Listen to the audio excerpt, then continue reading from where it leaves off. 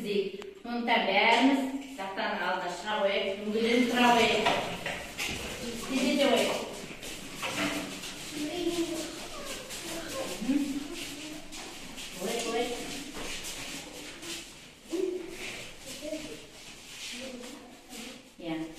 Ал бүгінгі күнімізге сәттілік тілейік. Мен айтам, сіздер мен айтқан қайталаңыз. Қайырлы күн, күнім далам, орманым. Қайырлы күн, күнім далам, орманым. Қайырлы күн, гүлім, құсым, көлдерім. Қайырлы күн, гүлім, құсым, көлдерім. Қайырлы күн, өсімдіктер, жәндіктер. Қайырлы күн, өсімдіктер, жәндіктер. Қайырлы күн, барша тіршілік иесі. Қайырлы күн, барша тіршілік иесі. Отыра қойыңыз.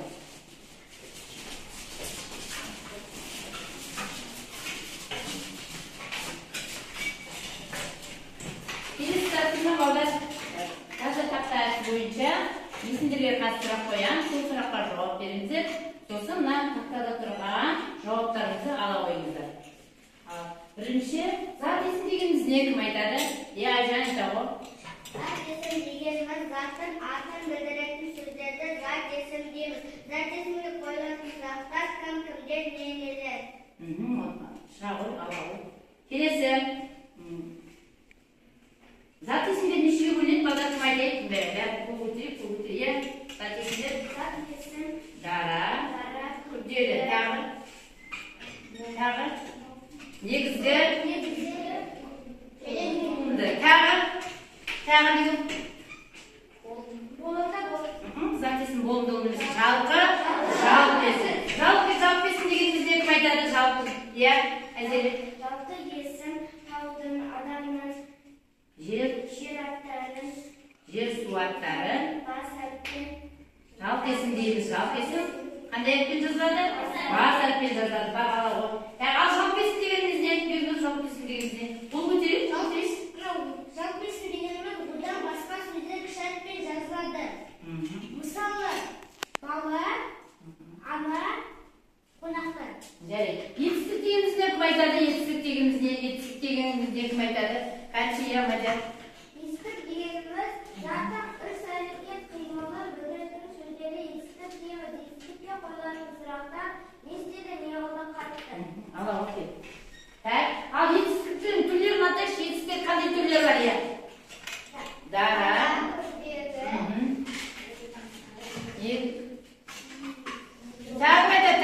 тағы, иә? Туынды, дұрыс, тағы, берініп. Болымды, болымсыз, жарайды. Негізгі зат есім дегеніміз не, кім айтады? Негізгі зат есім дегеніміз не? Айтау. Зат есім негізгі және туынды болып бөлінеді. Негізгі түбірден болған зат есімді негізгі зат есім дейді. Дұрыс қой, иә? Кесте көз. Ала ғой. Енді туынды зат есім дегеніміз не, кім айтады? Туындарды не? Сөзді туынды зат есім дейміз. Іскер, суретші. Мысалы, іскер, суретші. Ала ғой, келе ғой. Так.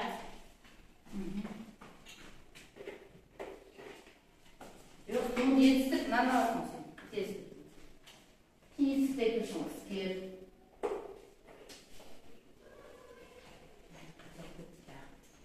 Жақсы. Сен есім дегеніміз не, кім айтады? Сен есім дегеніміз не?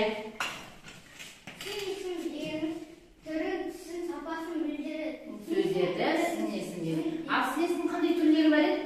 Иә? Тұра ғой. Аласың, аласың. Сен есімнің? Дара. Және күрделі. Дара сен есім дегеніміз не, кім айтады? Дара сен есім дегеніміз не? Дара сен есім дегеніміз бір сөзде тұратын сөзді дара сен есім дейміз. Ал күрделі сен есім дегеніміз? Күрделі сен есім дегеніміз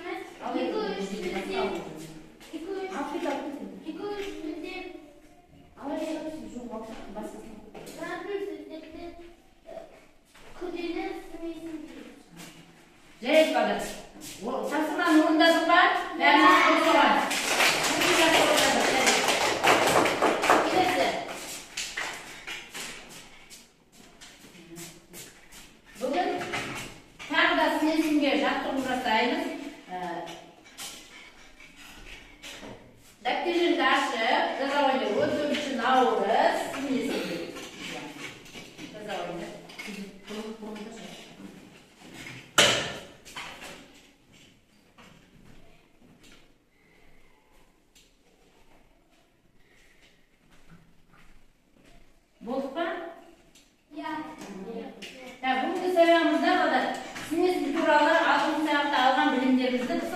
боламыз. Келесі. Оқулықтарымды ашыңдар, оқулықтарым мындай 49 жаттығуды қарайды бәрінде. Қазір мен оқиын 49 жаттығуды. Аша-ашы бәрінде. Оқиын. Менің бабам Имаш, орта бойлы, орақ мұрын, от жанарлы кісі болатын. Әкем Момынайлы сол шымыр шалдың 4-ші перзенті екен. Оны жұрт Момыш деп атап кеткен. Әжемнің аты қыз тумас еді. Қартайғанда сары кемпір атанған, жарықтық аса ажарлы, ақ дидарлы кісі болатын. Ал осы мәтін кім туралы айтып тұр екен?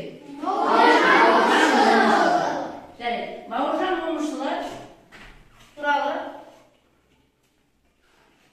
Бауыржан Момышұлы Кеңес одағының батыры, әрі жазушы болған кісі екен. Екінші дүниежүзілік соғыстың даңқты жауынгері, әскери қолбасшы болған адам екен. Бұл екінші тапсырманы қарайық. Оқып жіберейік жақсы бір-бірден. Оқи қой. Менің бабам Имаш, орта бойлы, орақ мұрын, от жанарлы кісі болатын. Келесі оқи қой.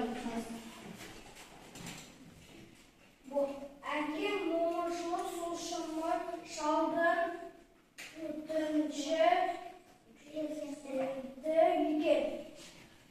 Оқиға аны. Оны жұрт Момыш деп атап кеткен. Сен оқиға 4-ші. Әжемнің аты қыз тумас еді. Қартайғанда сары кемпір атанған. Сен оқиға. Қатты қуырып қалды.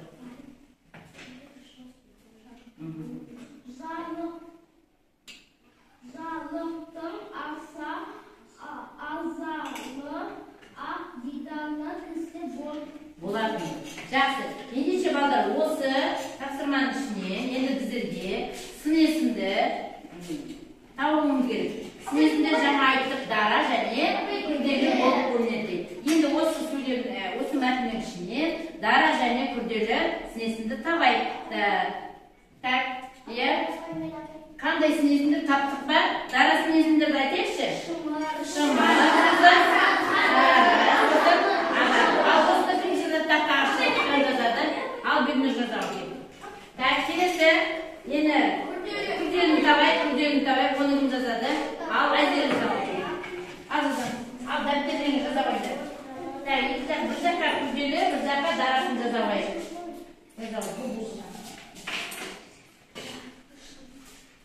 Сен оқуың қайда?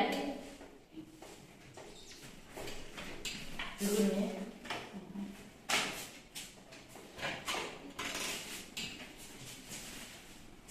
Күрделі. Сендерді жазып отырыңыздар.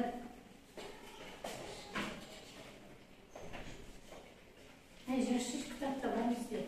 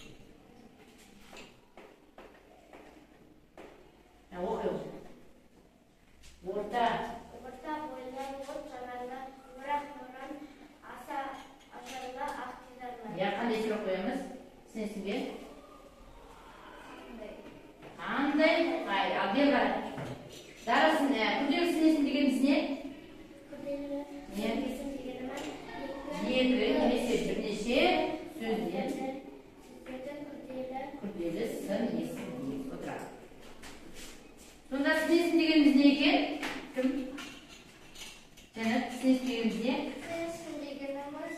Yaşın? Zaten atölyenin sön sapasın. Bildirdin. Bitirettin. Sizlerde sen isminiz. Sen isimge koyuyorsun. Sizlerde kanday kay. Şeyi sıraklar koyular oturalım. Evet kadar. Endi olduk başka orunlarımızı koya koyalım. Topturuşumuz kadar. Hadi oylarımızda oyun oynayız. Her bir topğa taksıma verelim. Bir üç topta bırakıp aşağı. Kelesi. Bir üç topta aşağı verelim taksımalarda. Bir üç topqa zaten belgileri boyunca tavasıdır. Al iki üç top zaten sınım bildirетін sözler üstünde saykestirdir. Üçüncü semantik krater bastamay semantikалық karttan толтырып bu söz taktlarını kabul krater ana kitaptың астына қойып ал бастаймыз. Ортақ болған топтар болдық деп белгі бересіздер.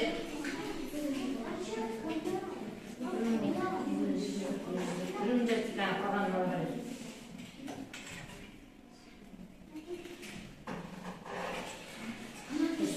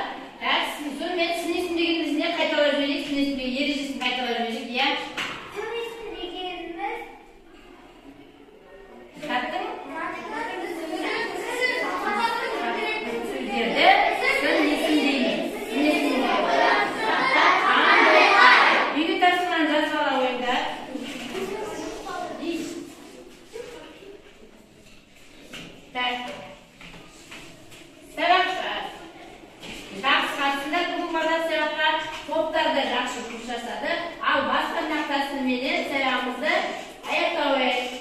Так, барлығын түсіндім десеңдер, саусақтарды көтеріңдер жоғарыға. Ал